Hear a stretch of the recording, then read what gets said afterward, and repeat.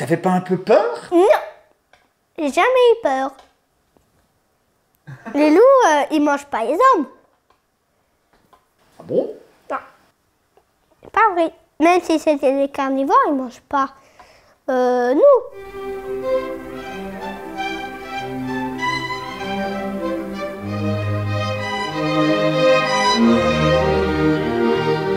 On est allé au parc à gibier et on a été voir des loups. Alors ici nous avons 5 loups. 5 loups européens, ce sont des loups que vous pouvez apercevoir ici dans nos forêts. Il ne faut pas avoir peur, hein. Ils vont sûrement vouloir venir ici parce qu'il y a la viande qui est derrière. Ils ont donné à manger. Et le monsieur, il a renversé du sang sur ses chaussures. C'est de la viande, s'il y a de la viande, il y a du sang. Allez, hop. Donc ça c'est la femelle, celle qui prend le morceau là. Et ça, c'est le mâle alpha. L'enjeu, c'est comment le loup est perçu par les enfants. Pourquoi il nous fait peur? Pourquoi nous on lui fait peur? Et est-ce qu'on peut vivre avec lui ou pas? C'est ce qu'on va essayer de travailler dans la semaine. C'est souvent utilisé dans les contes comme un petit peu méchamment et tout ça. Le loup, il va manger la grand-mère d'un petit chaperon rouge, il va souffler la maison des petits cochons. Finalement, c'est pas ça vraiment dans la vie réelle. C'est justement eux qui ont peur de nous. Travailler pendant une semaine entière sur un animal qui est présent chez nous, ça me paraissait important au moins d'avoir un contact direct, pas que visuel, mais même sensuel, d'approcher le loup. Voyez là la femelle qui nous regarde.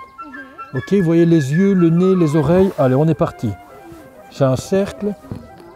Ok, les yeux sont là. Yves, il peut très bien dessiner des loups. Quelque chose qui est typique du loup, tu vois, il a un masque comme ça. Un peu comme un masque de Zorro. Regarde la queue. Elle est grande, tu vois. Vas-y. Ben, c'est plutôt super ça. Chaque enseignante avait bossé sur le thème en impliquant les enfants d'une façon magnifique. Est-ce que dans Le Loup est revenu, la petite poule rousse est venue chez Monsieur Lapin? Non. Non, vous barrez. Ça fait plus ou moins un mois qu'on est sur le projet du loup. Et les enfants, je peux vous dire qu'ils ne s'en lassent pas. C'est vraiment très très riche parce qu'il y a des histoires, il y a des chansons. On a fait une maquette pour jouer avec les loups. Et aussi, on a mis Monsieur Seguin et la chèvre de Monsieur Seguin. Et on a fait une tanière pour mettre les loups dedans et aussi pour mettre un loup au-dessus. Là, on a écrit les mots, les bons mots.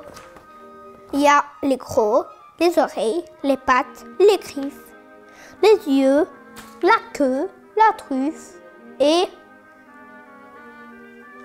c'est du coco. Les babines. Le but final, c'était de dessiner des loups et des endroits de rando qu'on avait choisis où il y avait des loups. Le loup, il va nous regarder. Tu le vois comment? Il va regarder vers nous.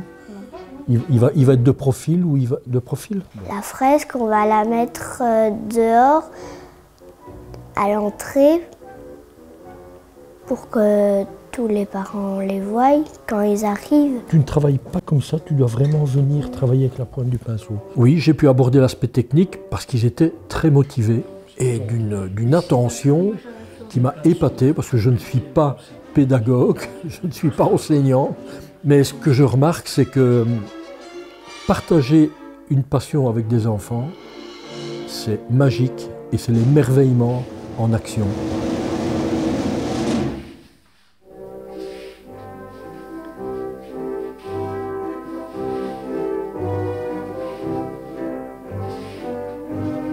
Moi, je pense que c'est un projet très éducatif. C'est très intéressant de justement avoir fait ça, dans le but de l'art et tout ça. Et je trouve que c'est chouette de le mettre devant l'école parce qu'il n'y a pas que seulement nous qui pourrons le voir, les prochains enfants pourront le voir aussi.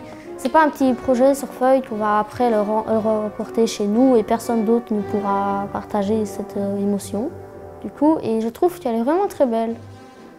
Elle est belle parce que justement, il y a chacun qui a mis un petit peu de soi-même. Si, imaginons, il y en a qui aiment plus se montrer en premier plan, ils vont mettre un plus gros loup tout devant. Et il y en a que ceux qui se disent « oh là là, moi, j'ai pas très envie d'être tout de suite remarqué », alors ils vont le mettre en arrière-plan, qu'on ne le remarque pas trop. Tout ça, et je trouve que justement ça fait que chacun montre un petit peu de lui, à travers son loup qu'il a dessiné ou même l'art. Et c'est très chouette. 1, 2, 3. Ok, on y va. C'est quand même un carnivore. On peut voir que le carnivore, lui, il aime bien manger de la viande. Il mange aussi, il mange des cerfs, des biches, il mange des cochons d'Inde. Il y a eu un peu trop de peinture. Attends, je vais venir t'aider. Tiens, pardon. T'as mis trop de peinture et le loup n'a rien dit. Bah alors c'est que ça va, hein.